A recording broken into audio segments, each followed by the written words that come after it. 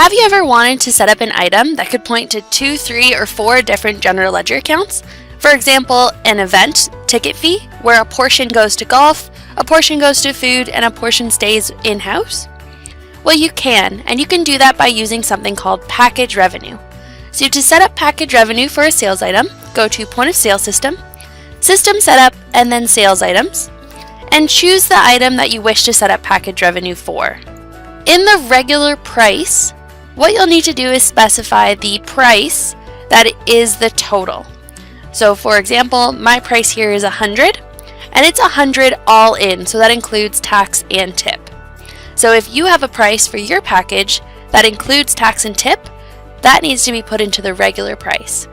If you would prefer that you can distribute the revenue amounts, but the tax and tip be added on after the fact, aka follow the sales category settings, put the regular price as the pre-tax and tip price. Whatever you put in the regular price needs to be distributed. So if I put 100 here, I need to specify a GL account for every dollar of that $100. I can do that by going to Package Revenue.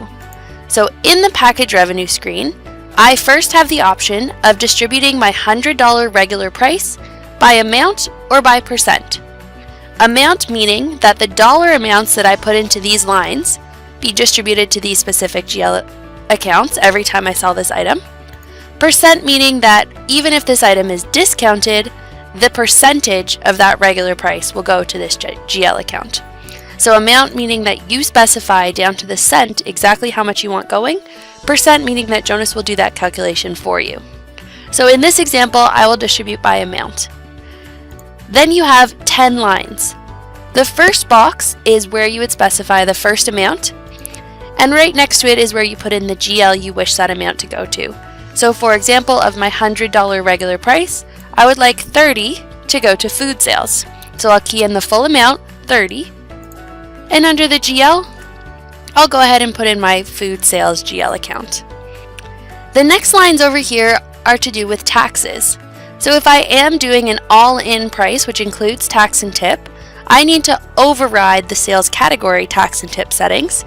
And to do that, all you need to do is off of this drop-down list, choose whether this amount is a tax, a gratuity, or a service charge. In this case, it's not, so I'll skip this line and move to the next amount. So I have 30 going to food sales. Now what I need is 20 going to beverage sales. So again, I'll key in the amount of 20 and choose my GL account. I'm at 50 currently.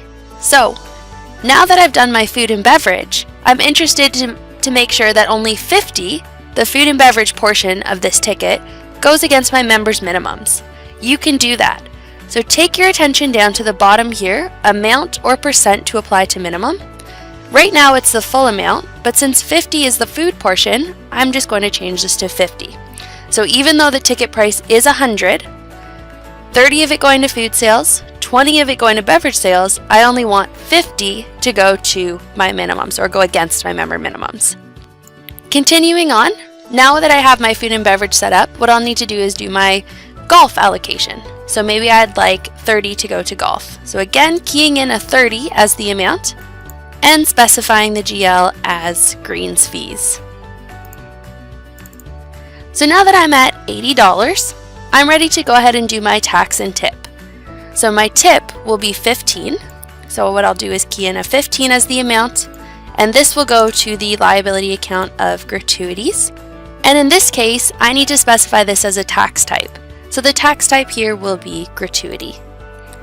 The next line that opens up is tax description. So I can actually change what the member sees on their receipt beside this amount. So I could change this to gratuity, house charge, service charge, whatever your specific club's wording is.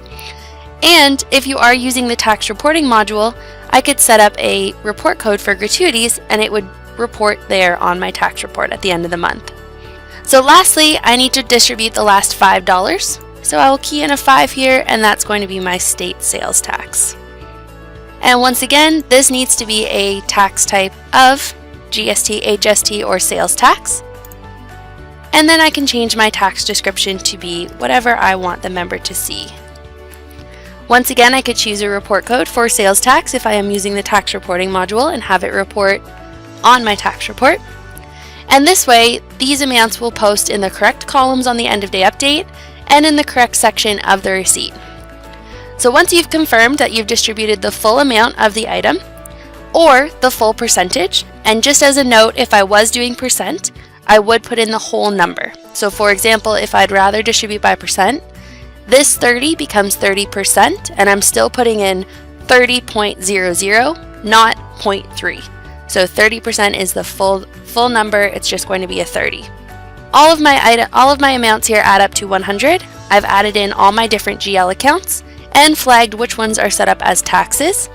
I've also determined what amount I'd like to apply to minimums. I can go ahead and hit OK, and then OK again to save this item. So now that you've set up your different distributions, when you go ahead and sell the item, you'll notice a few things. First of all, that your total matches the total you've put in the regular price. When you sell the item and you look at the chit, you'll see that I have my gratuity, my tax amounts, and my sales tax pulled out, with my subtotal calculated based on what those amounts were. Chit total still is always going to be an even 100 because that's what I've distributed and that's what the total regular price I put in was. On the end of day update, you'll notice the chit with the subtotal amount from the package revenue, the gratuities pulled out and put into the gratuity column, as well as the sales tax pulled out and put into the sales tax column, and the minimum applied being the $50 that I specified on the item setup. If you scroll down to the GL section, you'll see all the GLs that I specified, gratuities, taxes, food, beverage, and greens fees, all being hit with revenue postings from one item and one sale.